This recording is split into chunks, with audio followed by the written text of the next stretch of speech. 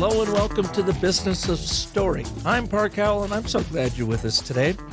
I have a new quick online course for you called the ABTs of Branding. In under 30 minutes, you'll craft your compelling brand narrative using the and, but, therefore foundational narrative framework, where all persuasive business communication starts. The course is only $35 and the outcome will be invaluable as you clarify your story to amplify your impact and ultimately simplify your life. Check out the ABTs of Branding right now at businessofstory.thinkific.com. Today, we're grateful to have on the show John Livesay, aka the Pitch Whisperer. John is a keynote speaker who shows sales teams how to turn boring case studies into compelling case stories so they can simply win more new business. Working with a medical tech company, I said, what are you saying now to get doctors to buy this equipment? Oh, well, doc, it makes the surgeries go 30% faster. It's so logical. Why don't you want this? And I'm like, yeah, there's no story again. So now they tell this case story. Imagine how happy Dr. Higgins was 6 months ago using our equipment down at Long Beach Memorial when he could go out to the patient's family in the waiting room an hour earlier than expected. And if you've ever waited for someone you love to come out of surgery, you know every minute feels like an hour. From John's award-winning career at Condé Nast, he shares the lessons he learned that turned sales teams into revenue rock stars. His TEDx talk, Be the Lifeguard of Your Own Life, has over 1 million views.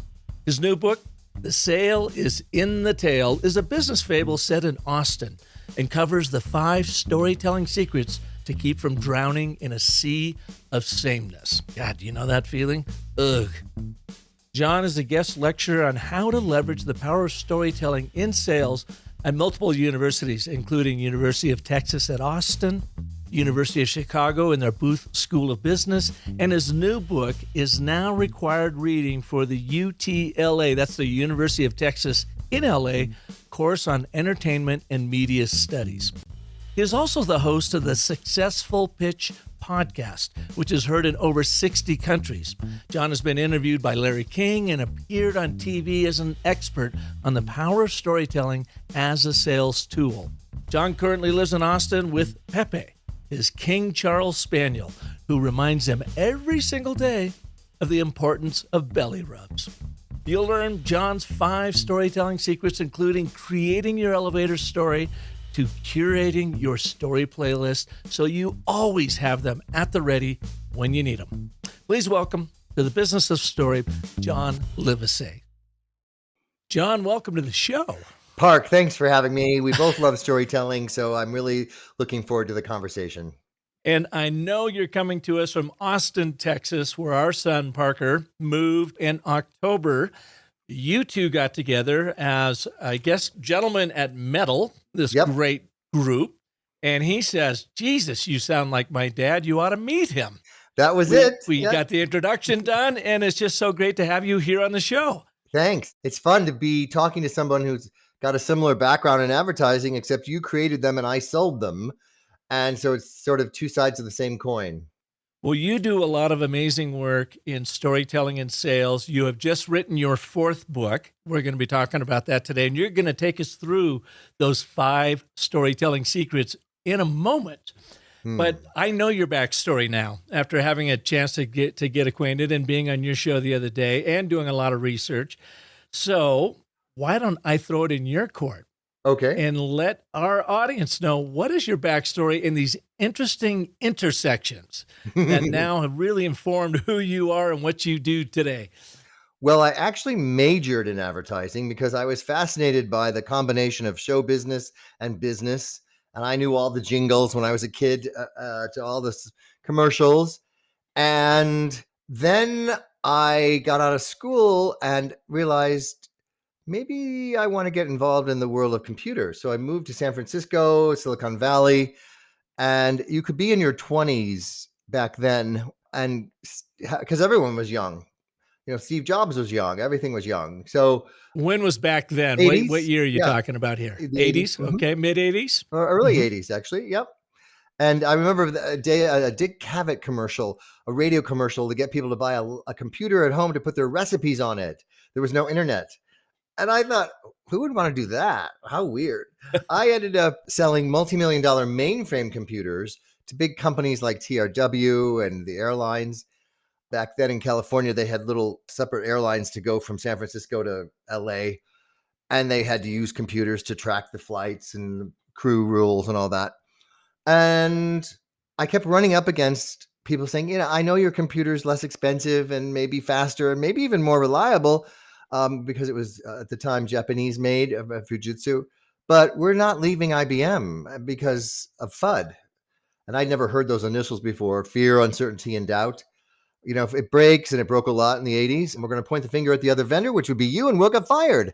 So I thought, oh, there's a lot of emotional things going on here, just like in advertising, that influence people's decisions. And that was my first aha, that people buy emotionally and then back it up with logic.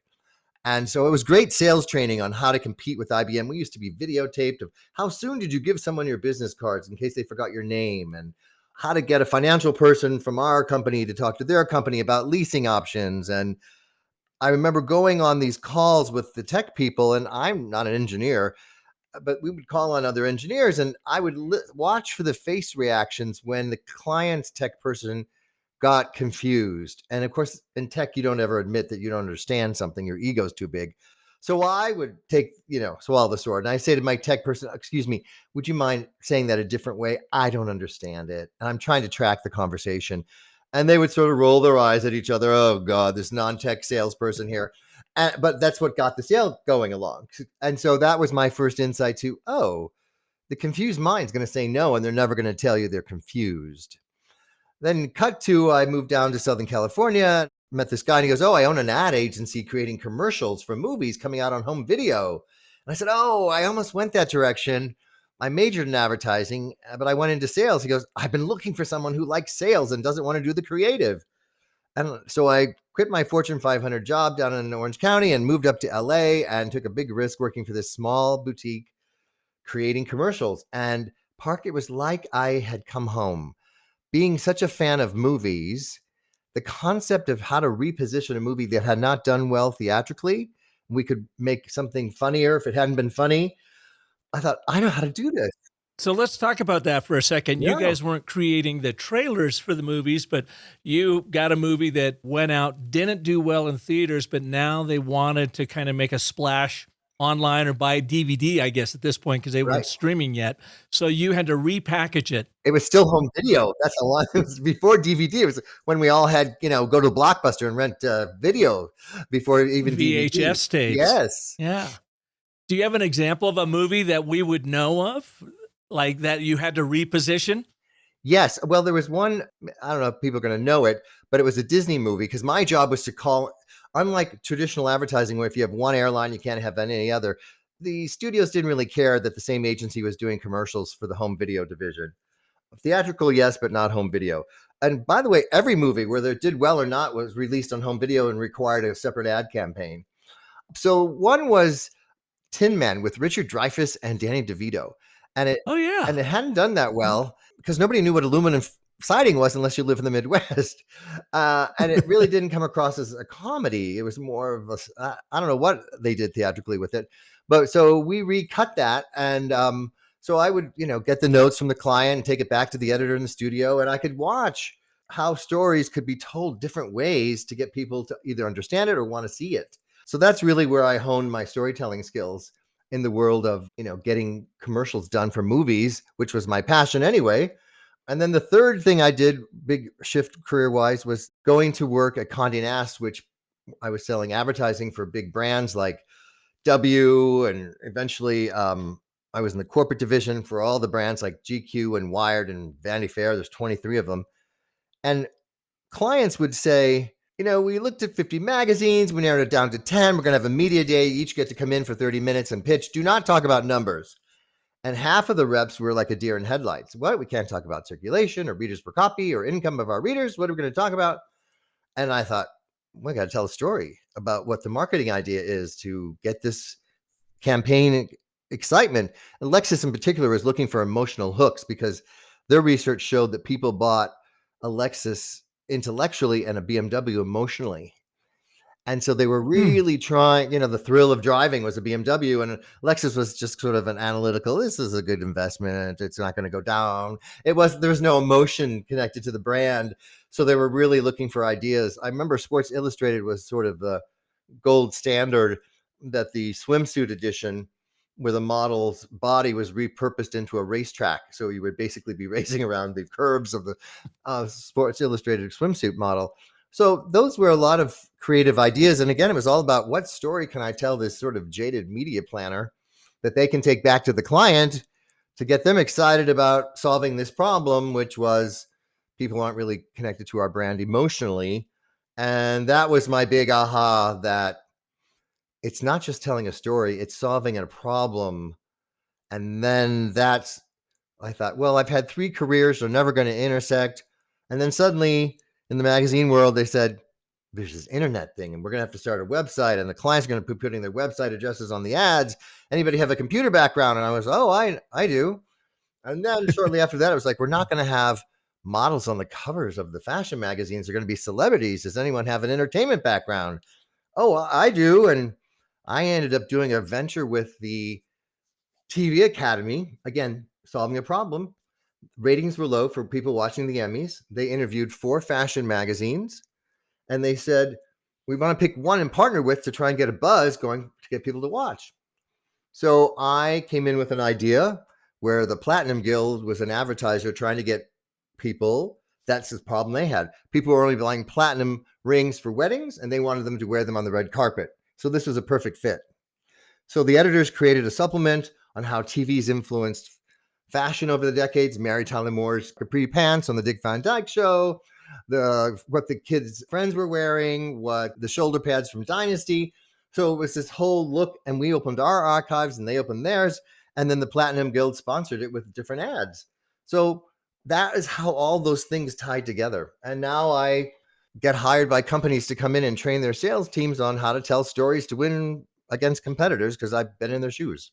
And at that time, I would imagine that you weren't seeing how this journey was coming together or how it was lining up. It was just one thing after another. And in your experience, because we're roughly the same age, so we've got a lot of experience maybe on our listeners out there.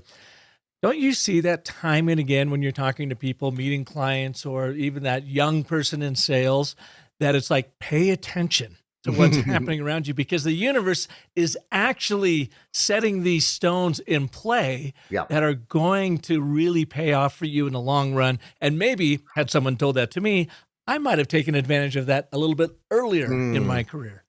Well, it's that great Steve Jobs commencement speech, right? You can't connect the dots looking forward, only looking back. So that's, I think a lot of us, no matter what age we are, sort of tend to take for granted some of the things we've learned or accomplished. And when you work for yourself versus a big company, there's a lot of lessons to be learned about managing your cash flow, and where you have versus a steady paycheck, and paying for your own insurance, and all those things you may not think about. But if you start putting some value on what you've learned, and you think, what problems did I have that I see other people having? And that's why when I wrote The Sale is in the Tail as a business fable, I was able to go back over 30 years of challenges I experienced, bad bosses, you name it, good bosses, and tell it in a story format that hopefully other people can see themselves in. Now let's talk about the book. The Sale is in the Tail. Now, the first tale I want you to share, because I learned about this last week, is the Larry King tale. And I know it may be outside of the scope of this book, but it's a great story. No, it's totally in the same scope. Yes. By the way, the title, the tale, is Tale because it's a fable, so it's a play on words there. Ding. Dink. Grabbing people's attention, right? That's what a good advertising, good storytelling does. It goes, wait, tail is usually spelled like a dog's tail. What is this tale? Oh, it's a business fable, fairy tale. I had the privilege of being interviewed by Larry King. Now, a lot of us are told to set big, hairy, audacious goals. I got to tell you, Park, that was never even on my radar of something possible. I would watch him on CNN, and I know he's done every president and celebrity you can think of. But through a series of meeting certain people who knew him and had breakfast with him, and me doing them some favors, they said, "We see you've been on other TV shows, so you don't freeze. You're not a deer in headlights when the camera goes on," because a lot of people are in live TV, and that's a whole nother conversation of how to overcome that. Um, so I got to be interviewed by Larry King, and of course, people say, "Do you ever get intimidated or have an imposter syndrome?" And if you were ever going to get intimidated, that would certainly be a moment, I would think, where it would kick in. And I thought, well, I've got to be as prepared as possible. I really think that's the key. My favorite quote is from Arthur Ashe, the tennis pro. And he said, "The key to Hmm. success is confidence. The key to confidence is preparation." So in this case, it's not like you just go onto the set and you do the interview and you leave. This was an actual breakfast and then a town car ride to his studio. And so I knew that he had gotten his big break from reading his autobiography from interviewing Frank Sinatra. And it's a charming story of how that all came to be. And I mentioned it to him over breakfast and he goes, "Oh, yeah, that was a good night." So I knew it was a happy memory. And then when we were on the set, he said, "Okay, John, what makes a good story?" And I said, "Well, would you mind sharing your story of how you got your big break? And then we can break it down into the sections of the exposition and why that's such a great story with the resolution." And he goes, "Sure." And he tells the story, and then I broke it down. So that was a thrilling moment. And so got my picture taken with him holding up the book at the time. So I would say to people, sometimes don't limit what can happen to you in your life. You're like, you go, "I want this." I would encourage people to say, "or something better," because sometimes we can't even imagine the something better. And certainly that was a something better for me. Yeah. Well, and you also had a moment in your life when you were, I believe, working at Condé Nast and doing quite well, but got fired. Yes. Is that right? And then the impact that had on you, but also an aha moment you had in that. It's kind of like you're on the Titanic, in this case, print advertising, and you see the iceberg coming and you see a bunch of layoffs and you think, "Oh, I hope that doesn't happen." It probably will. But still, when it happens, it's kind of like a death. And you go through all the emotions. I remember when I got the call from my publisher in New York and they said, "We're having to lay off every person in the outside office and 30% of the New York staff." And I was in LA at the time, my lifeguard training actually kicked in from 100 Mhm. years ago, it feels like. And I said, "Well, don't you need a status report to know where these ads should be running and which month and page number?" And she goes, "Wow, that'd be great, but everyone else is so mad, they're just storming out." And I said, "I'm not going to do that. I've watched these people get married and have kids. I care too much about the client to do that," even though I was startled. And, I had some friends come and help me pack up my office because they wanted me out in 24 hours after 15 years. So that was a lot to pack up. But I thought, I'm scared. I feel like I got kicked in the gut, but I've lost my job, not my identity. And that was the big aha. And then I realized I had to reinvent myself. And my friend said, "Oh, it's like movie stars in the silent era. Some made it to talkies and some didn't. You got to figure out if you can learn a new skill like digital and you know, keep going." And that analogy, Park, really helped me. I go, "Oh, I'm going to be like a movie star that decided to learn something new." So it wasn't easy. The irony was, after 2 years of getting a job at the Daily Beast, I got hired back by Condé Nast and ended up winning Salesperson of the Year for the entire company because I didn't come back with any fear. And I think that was the big other aha, is when there's no fear, creativity can really soar. And I'd come up with a big idea that got a lot of advertising for us. And then I thought, well, my personal mission now at this point in my career is to help as many other people as possible get off the self-esteem roller coaster, where you only feel good about yourself if your numbers are up or if you're winning awards, and bad if you're getting laid off or things don't happen the way you want them to or when you want them to. Because when we remember that who we are is bigger than any one thing happening to us, it allows us to be much more resilient and much faster getting back up. That's just a great message. And what sweet revenge to come back and win Salesperson of the Year, too, huh? Well, it's interesting. One of the clients said, "If you or your boss had a hint of arrogance, this would never work." Yeah. And because I'd left on a good note, I was the only one that got to come back. And so I think it was a tribute to my boss at the time who hired me back, Nina Lawrence, as well as to my own gratefulness to be back at something I really loved versus just Mhm. doing digital. Mhm. Let's jump into your book here. The Sale is in the Tail, Tale, Tale, which rhymes and is spelled very similar to sale. It's great. The I know. 5 storytelling secrets. Before we jump into the 5 storytelling secrets, you have kind of blocked out your story in 4 different ways. I've got exposition, Mhm. problem, solution, and resolution. Can you walk us through that real quick and Yes. how you teach that? Sure. I think that most people don't understand the importance of having some exposition to pull people into the story. People start telling me something. I'm like, well, what's the person's name? How long ago did this happen? Where was this?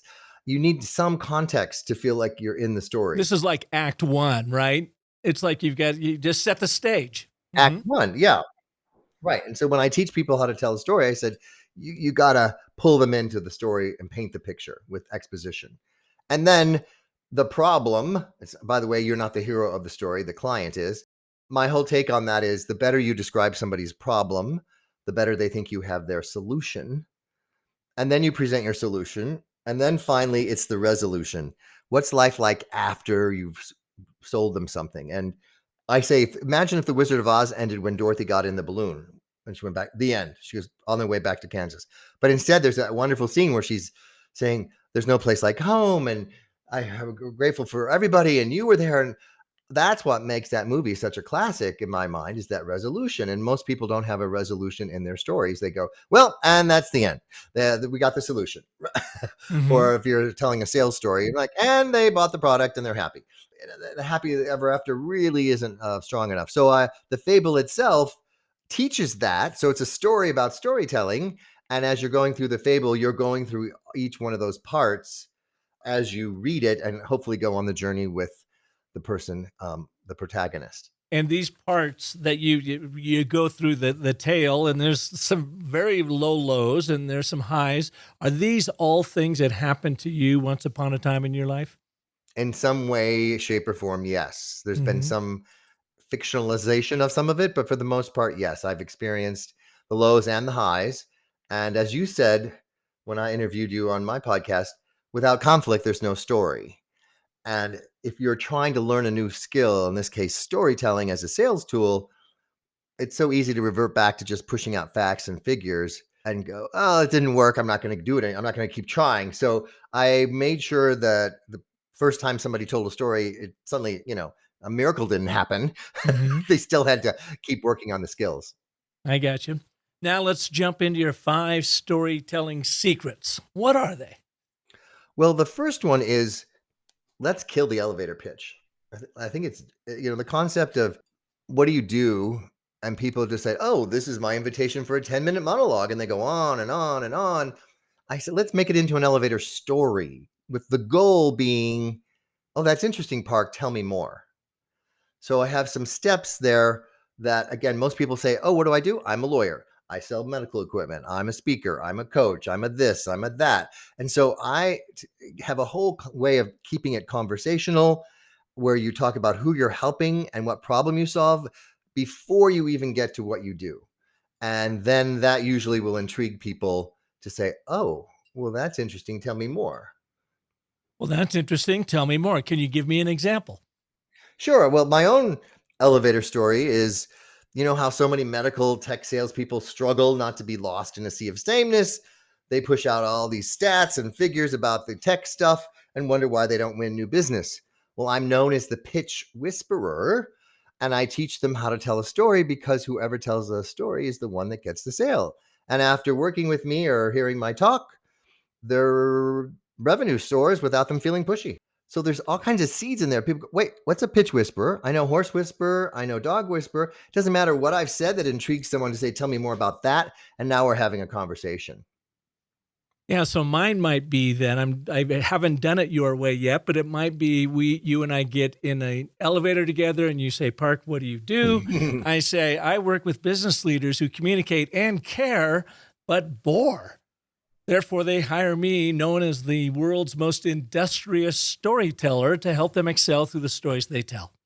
And hopefully, I've been able to tell you that before I've hit the first floor or floor number 2, I guess. Great. The only a couple of tweaks on that, I would say start it out with how, because that phrase is in there for a reason. Oh, It's okay. what we say to our friends. It's conversational.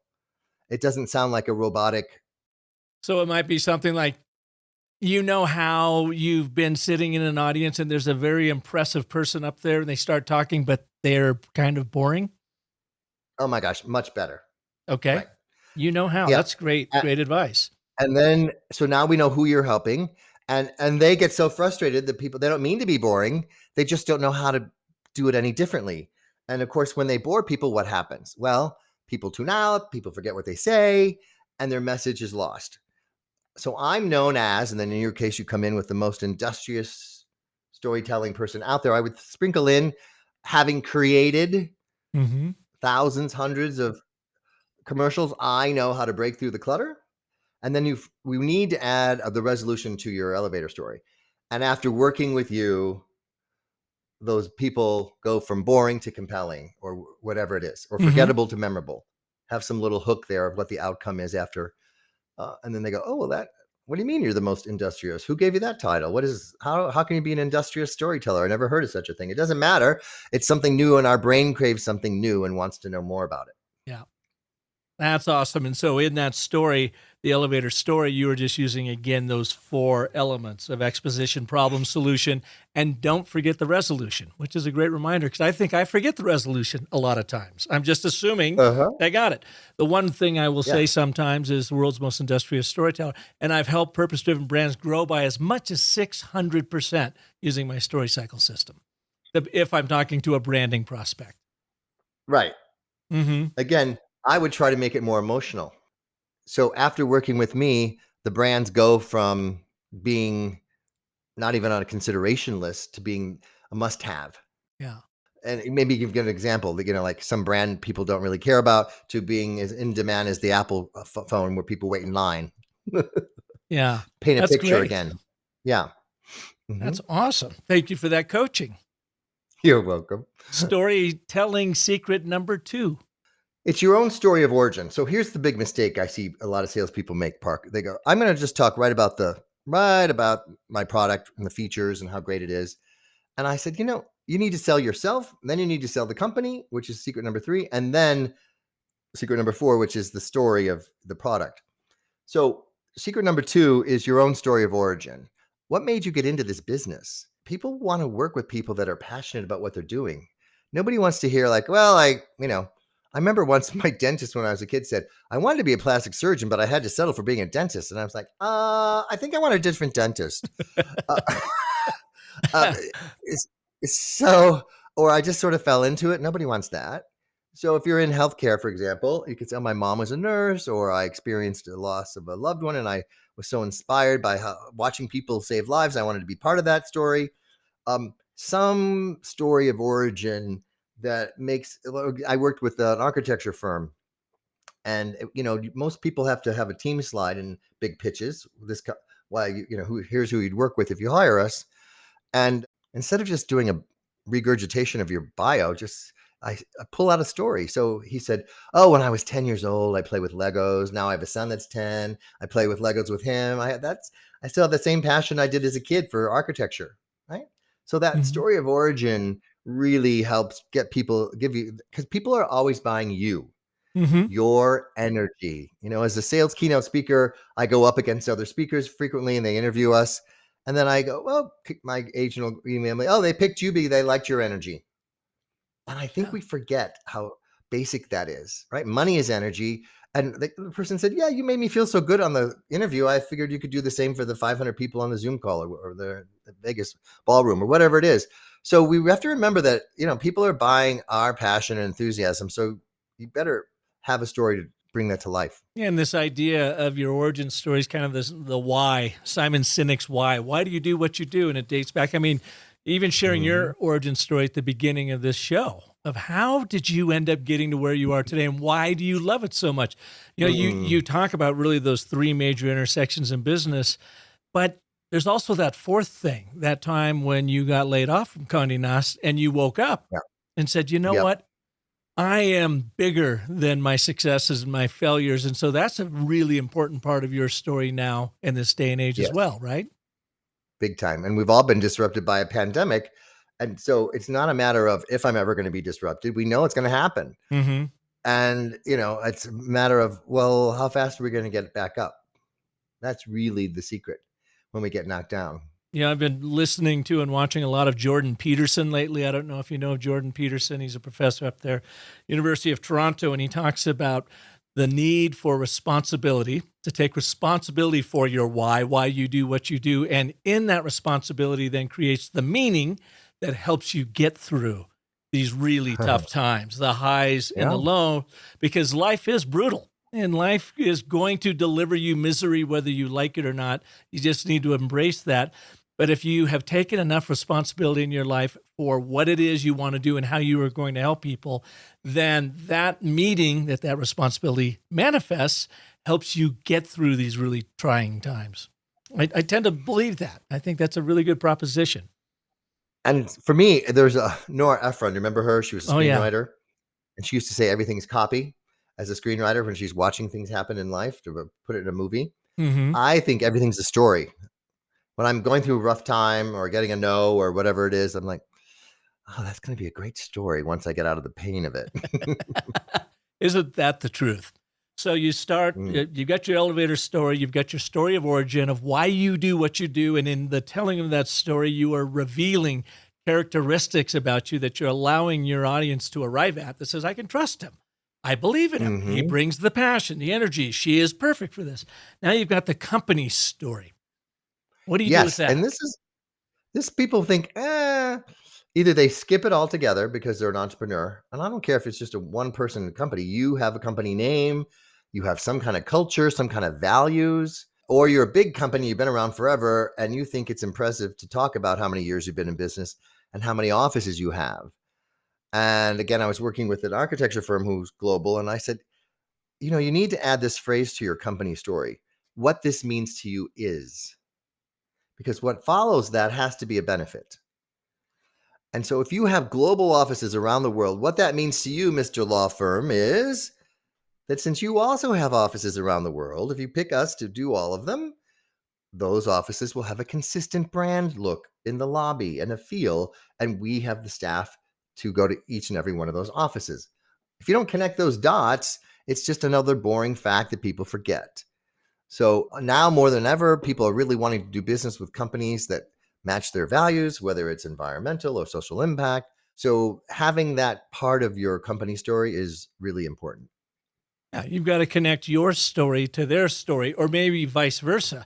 Connect their story. Let them know that you understand what their story is by Mm-hmm. understanding and having empathy and appreciating where they're going, and then demonstrate how you can help them on that journey. But as you Right. had said earlier, too, which I'm a huge proponent in, and I'm still so surprised at the number of chief marketing officers that haven't gotten this yet, is you as a brand are not the center of the story. Your audience, your Yeah. customer, your prospect, your colleague, your kid is always the center of the story. You play the more important role of mentor or guide. Right. Well, if you look at some award-winning commercials like that car company where the little kid's out there dressed up like Darth Vader, Oh, yeah, right? the Volkswagen. Yeah. Yeah. So the car is allowing the child to go on a journey and feel like a superhero and feel like he's got powers. And so that's the dad's the hero for buying the Volkswagen that allows the kid to have that experience. So it's not that Volkswagen is the hero of the story. It's just what is the vehicle for the hero, the child in this case. Absolutely love that spot. And for those that have not seen it, it's a little boy dressed up as Darth Vader, and he's running around trying to make the Force work on his dog and his mom and all this stuff. And he gets more frustrated. Dad drives home in the Volkswagen, gets out, the black Jedi, I think it is, or Jeddah, walks inside. The little boy goes out and starts doing his little magical Force, to let the Force be with you, Jeddah. And the man inside hits the remote, the car fires up, and even the boy is surprised at his newfound powers. It is It's brilliant. great. Yeah, yeah, good stuff.